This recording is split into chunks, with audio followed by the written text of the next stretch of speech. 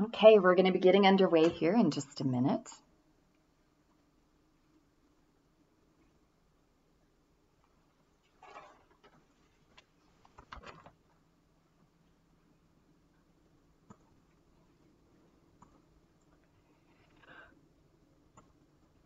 There we go. Okay, so I have a new laptop, so hopefully I don't have the lag issues that I had with my previous one. We'll see. Although, so here's the thing with this laptop that I will probably need to remedy by getting an actual camera.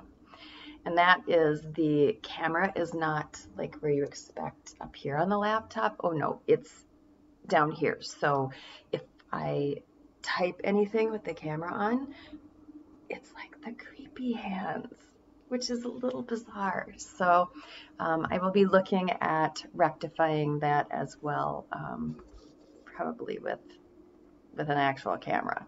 So in a previous stream on campaigning, and I suppose I should introduce myself. So my name is Kara Schultz, and I am the candidate recruiter for the Libertarian Party, but you do not need to be a Libertarian to be part of the audience for this, or anything like that. I'm looking at helping people who want to be able to run for office be able to do so more successfully.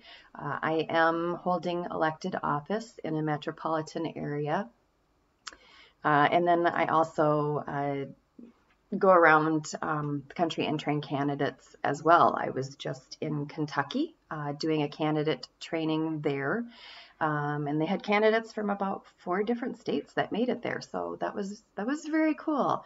I particularly love helping people who haven't ever run for office before. I think we need more first timers involved in running for office. So we'll get underway. In a former stream last Monday, I had talked about 10 questions to really ask yourself before you run for office. And then went through kind of the first 10 things that you would do, like getting, your EIN number, and then getting your, bank account, filing, all that kind of stuff. So now I want to go past that and get to some other basics, because when I talk to candidates who have their campaigns already underway, sometimes they miss these basics, and then they have a much more difficult time. So we'll make sure that we get those basics and go from there. So the first thing is to look at goal setting. So what does winning look like to you? What is your goal of running for office? Is it to win the election? For most people running for office, that actually is their goal. They want to win the election. But for other people, they may have a different goal or a series of goals in their campaign. And that's okay too, as long as you have a clear idea. So make sure you write down what your goals are for your campaign, what winning looks like to you. Is it trying to get ballot access for your party? Is it getting more people registered to vote for your party? Is it building name recognition? You could do that too. Is it training, where you've run before? Yes, Baby Yoda. I'm so into Baby Yoda. I can't even. So, yes. Sorry. Love you, Baby Yoda. So, are you training other candidates, other candidates and campaign teams through your campaign? What are those things that you're trying to do? But make sure that you can clearly articulate what those goals are. However, if winning really is your goal, as in winning election, that's what winning looks like to you. You want to be elected and hold that office. A question that you're going to need to ask yourself is, did you pick a race that you can be competitive in? How do you know that? How does the person figure out if it's a race that they can be really competitive in? What you need to do first is calculate the win number for that race. So say you're looking for a particular race and you're calculating the win number. So how do you do that? I'm going to give you a way to roughly calculate the win number. It is fairly accurate though, but it'll give you a rough calculation of your win number.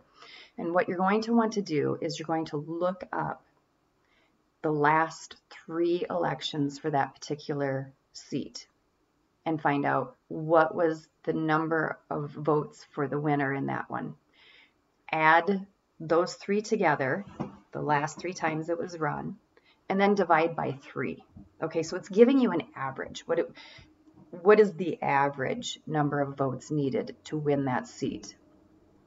So if you're looking at a vote total of like 700,000,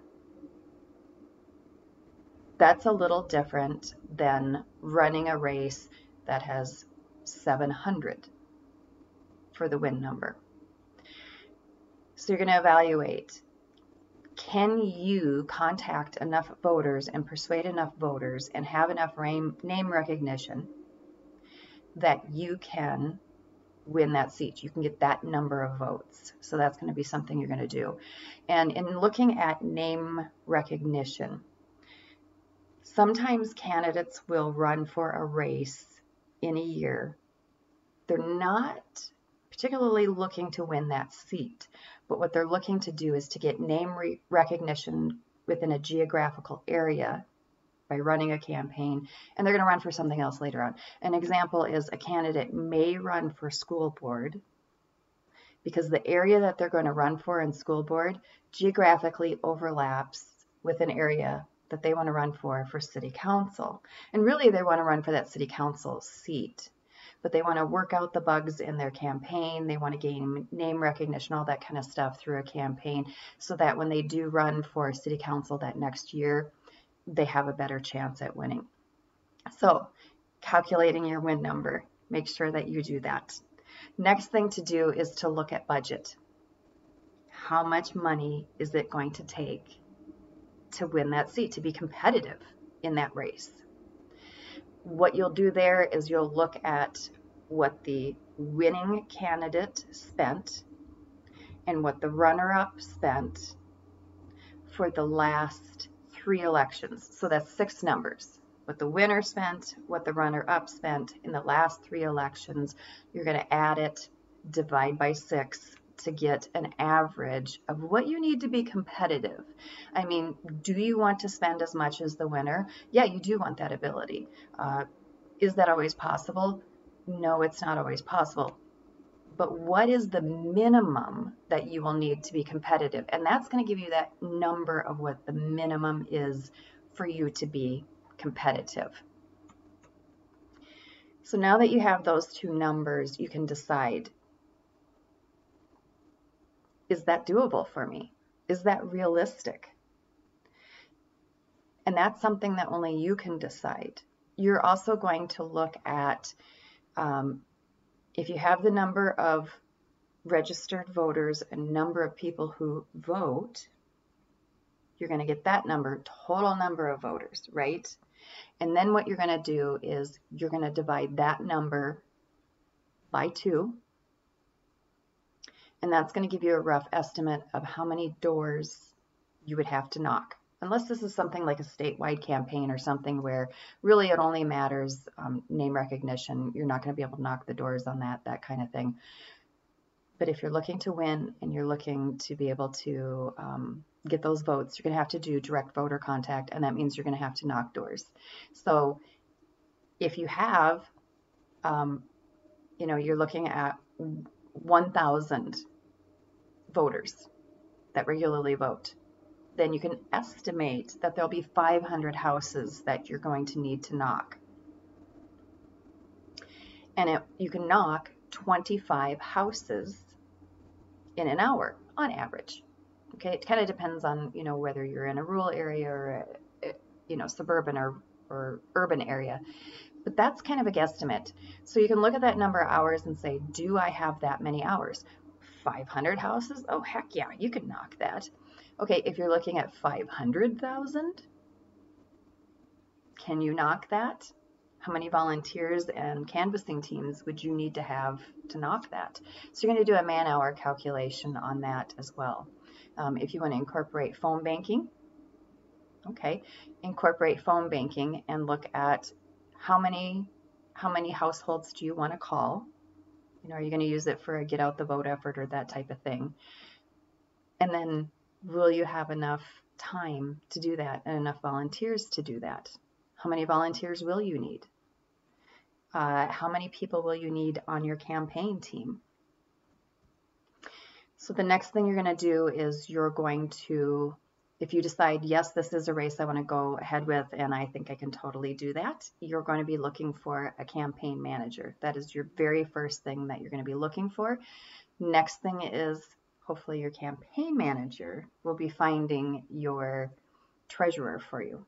So those will be the next things that you're going to be looking for on that. So that gives you a few things to do right off the bat to decide, is this feasible? You've set your goal. Can you achieve your goal? Is this feasible? Now, if you decide to go ahead, the next thing is you're going to have to find out the 10 people in your community that you must know in order to win. We're going to go through a bunch of lists here. So before we went through calculations, now we're going to be going through some lists. So who are the 10 people that you have to know and get their support in order to win? And I'm not talking about community leaders here. I'm asking you to think outside of that. So an example of that is if there's someone in your area and they volunteer for everything and everyone knows them, everyone really likes them, they interact with everyone, but they may be a little more low-key and behind the scenes. They don't like the limelight, but they are always there pitching in, and therefore people really respect them. That's the type of person that I'm talking about. So who are those 10 people that you need to know and get the support of in order to win? The next list is going to be your influencer list. These are not people that you necessarily know yet, although hopefully you've been getting to know them. So these are people who are community leaders. Okay, these are the people that people know their name. So you're going to be making this list of community leaders, media members, social media influencers, which could be like mommy bloggers, that type of person, because believe me, they have a lot of influence in your area. Religious leaders, business owners, that type of person, people who are organizational leaders. Those are the type of people you're going to be making a list of and how to contact them. And you're going to be working on setting a meeting with them just to get to know them, or finding out where are they usually at. Are they at an event, that type of thing, that you can go and meet them. hopefully this is something that you're doing at least 6 months, but hopefully a year before you run for office. However, if we're coming up on that time where you're running for office right now, this is where you make up some time on that. Especially your media members, you'll want to do that. Get to know them, tell a little bit about yourself, bring information about yourself to the meeting. If you're meeting them at an event, making a casual meeting, but just, having a good impression. Being polite, not trying to domineer their time, not trying to shove your every position on every issue in their face. Definitely resist the urge to do that. What you want to do is you want to get them talking to you. So ask them questions, get them talking. If you do that and you have the conversation where it's going back and forth and it's less talking at them, it's going to go a lot better. You're also going to want to do a list of important dates, different events, not just when early voting starts and when the election is and that type of thing, but when is the county fair or the city fair? Is there a volunteer recognition luncheon that's going to be happening? Are there policy or legislative events happening? Are there rallies happening on specific issues? Are there issue events or that type of thing? Find out what the major things are going on in your community and get those onto your calendar and start working them into how will I incorporate this into my campaign. The next list is going to give you your seed money and your volunteers. This list is most effective before you publicly announce for office, but if you have already announced for office, don't despair. This still works. What you want to do is you want to come up with 100 names. This is 100 names of people who know you and wish you well. Those are the two components to it, right? They know you and they wish you well. You can call it like a wedding list or whatever. If you're, you start coming up with, family members, close friends, business associates, all that kind of stuff, and branch out from there. If you have trouble coming up with names, look through your emails. Who do you send and receive emails from? Who do you talk to on social media? Once you have that list of 100 names, you're going to divide it into 2 lists to start out with. So whether you put that in Excel or you put it in a CRM program or paper and pencil to start with, however you do that, you're going to divide them into 2 groups. The first group is people who live close enough that you could visit, people who live too far away, and so you'll phone them. Okay, so that's the 2 lists. You're also going to divide them in this way as well. Influencers, which means they have influence over a group of people. People listen to them, respect them. They might be head of an organization or that type of thing. They are people that when they're in a room of people and they are talking, others don't interrupt them. They quietly wait to hear what they have to say. That's how you know someone's an influencer. You're also going to mark whether they are a possible major donor or not. So if they have a combined household income of $100,000 or more, that's a subjective term for you, and you're going to have to guess a little bit, but you can look up what the average salary or wage is for that particular job. So you're going to mark them as a major donor because they have a capacity to make a larger donation to you. You may, depending on your campaign, have a higher threshold for major donor, or you may have a lower threshold for major donor. It just depends. In the race I am in, a max donation is $600. So a major donor for me can actually have a combined household income of less than $100,000, and they could do a max donation. So you're going to take that list and you have them divided now, right? They're marked with the following. They're either an influencer or a major donor or both. They could be both. They either live close to you, so they're a visit, or they live far away and they're a phone. Okay, so now you can sort them into the categories, because for people who are major donors, and you're going to visit them first or call them first, for your major donors, you're going to contact them and say, I have something very exciting coming up in my life. Do you have a few minutes for a phone call, or do you have a few minutes when I could chat with you over coffee? Keep it very casual. Do not make this super formal, because again, they're people that know you and wish you well. But you do want to tell them, I'm running for office. This is the office I'm running for. This is just a little bit of the plan on how I expect to win my office. And this is what I'd like to accomplish once I'm in office. Would you be able to help me out with X dollars? Okay. You're going to be doing something similar for your influencers.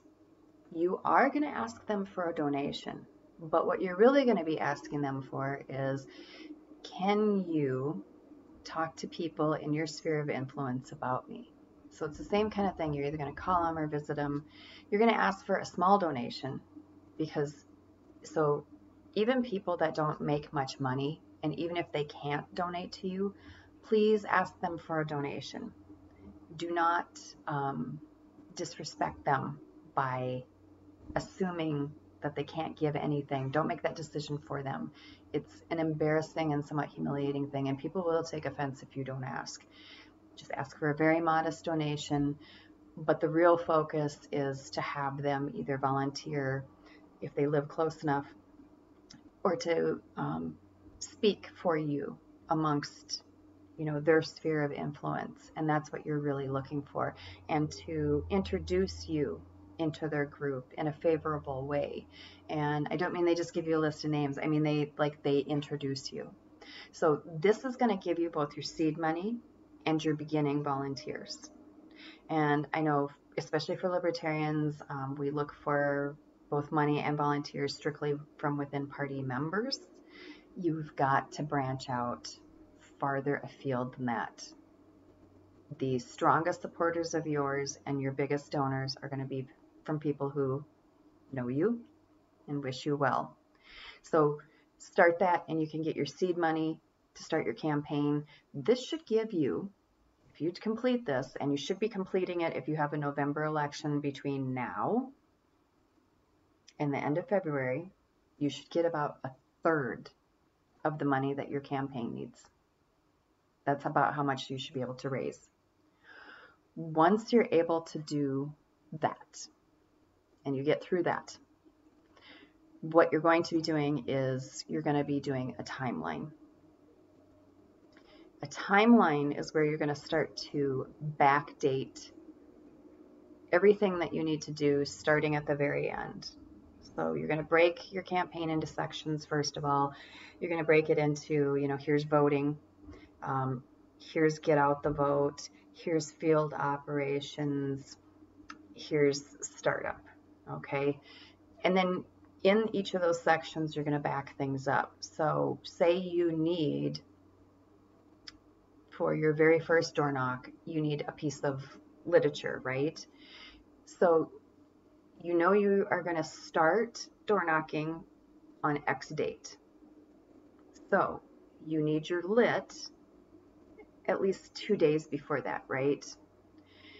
Which means you're going to have it to the printer earlier than that, which means you're going to have to have the designer design it and send it to the printer by X date, which means you're going to have the photos ready and the copy ready before that, because the designer needs 3 or 4 days, or whatever that is. And you're going to take every single item and backdate it in that way. So each little teeny thing, and do that over and over and over, and have your campaign team help you with this as well, because they'll start to think of things. They'll think, oh, well, you need to do this. So what are the steps we have to do to complete that, and when do those steps need to be done? So that's the next thing, is really working on that timeline and getting that set. That is hugely important. And talking about that photo. The photo is going to be part of how you personalize your campaign. And personalizing your campaign is super important. You want to be able to show your personality and who you are. And you're going to want to do it in a way that people can instantly understand and recognize. And so, you can almost think of it as like an archetype. You're creating an archetype of yourself. Who are you at your essence? Are you someone who can fix things? Is that your archetype? Are you going to be the hero? What is that archetype? So start thinking about that, because when you have your photos taken, when you have your lit designed, when you design your website, all of that, are you the brainy one? Are you the nurturing mother? What is that archetype going to be? You're going to incorporate that into everything, which means you also have to decide what your values are. I'm not talking about the issues you're going to be running on. I'm talking about your values, what you want to communicate as your core values. And write those down. Have no more than 3, though. What are your 3 core values? Is it honesty, innovation, and transparency? What are those values? Or is it cooperation? Only you can come up with what those values are going to be. When you have your photo taken, tell your photographer, this is what I want to look at, and do those 3 values. What do you suggest? And they should have suggestions for you. When you're having your lit designed, tell your graphic designer, these are my core values. I want it to look that way. And then when you have your photographs taken, when you get them back, when you're having proofs of your lit, show them to people and say, if you were to guess what the values were or what this says to you, what would that be? What feeling do you get when you look at this? Same with your website and same with everything. And then you're going to carry that through your entire campaign. And everything you do on your campaign, you're going to ask, does this match up to this value? And if you do that, you're going to have a unified message. And it's going to come through to your residents and your voters. So that's something I want you to consider, is that personalization. Another thing on personalization is, how can you turn mass impersonal events into personal one-on-one engagements? Because the more personal and one-on-one you can make your campaign, professional photos are absolutely worth every penny. You are so right, Eric. I'm just going to tell you that right now. Selfies are not cutting it. Do not do this. Professional photos, get them done early. You are right, Eric. Totally. So how can you turn those impersonal mass events into one-on-one connections with voters so that you can really connect with people and earn their vote? An example I would give is parades. I'm not going to tell you not to do a parade. Traditionally, when you do a parade as a candidate, you and your supporters walk in the parade and people see you, and it's kind of the same as like a TV ad or a radio ad or that kind of thing. And it's not effective for making a connection. It does show legitimacy. I will give you that. It does show legitimacy. But I'm going to ask you to think of mass events in a different way and do them in a different way. So my suggestion for doing a parade would be, don't walk in the parade. You and your volunteers walk the sidelines of the parade, on the sidewalk side, not the street side, before the parade starts. And you're going to make a children's activity sheet, and it is going to be branded with your campaign. And you are going to have, your campaign buttons or, that kind of stuff. And what you're going to do is you're going to walk it beforehand because, okay, everyone got there super early so that they could get their spot, right? You got to get your spot. That's the big thing on parades. And so now they're sitting there with the kids in the heat, and the kids are fighting and they're bored and it's not going well. So you're going to be the hero. And you and your volunteers are going to walk along the sides on the sidewalk, and you're going to be handing the kids their activity sheet and a crayon. And then you're going to be shaking hands with the parents and, giving your campaign lit to them and saying, oh, just wanted to drop something off for the kids so that they have something to do while we're waiting for the parade to start. Now you've turned it into a personal one-on-one connection, and they're looking at you favorably. You did something, even though it was small, that immediately improved their lives.